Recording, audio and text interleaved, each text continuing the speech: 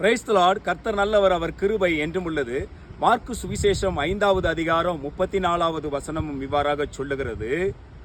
அவர் அவளை பார்த்து, மகளே, உன் விசுவாசம் உன்னை இரட்சித்தது, நீ சமாதானத்தோட போய் உன் வேதனை நீங்கி சுகமாயிரு என்று சொல்லப்படுகிறது. ஹல்லேலூயா.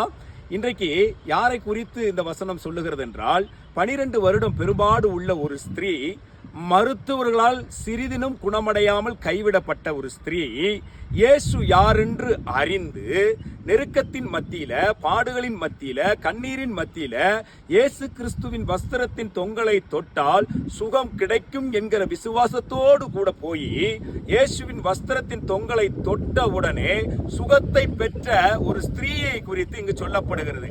அந்த ஸ்திரீயினுடைய விசுவாசம், இயேசு என்னை பார்க்க வேண்டாம், இயேசு என்னை தொட்டு சுகப்படுத்த வேண்டாம், இயேசுவை நான் தொட்டால் சுகம் உண்டாகும் என்கிற விசுவாசம்.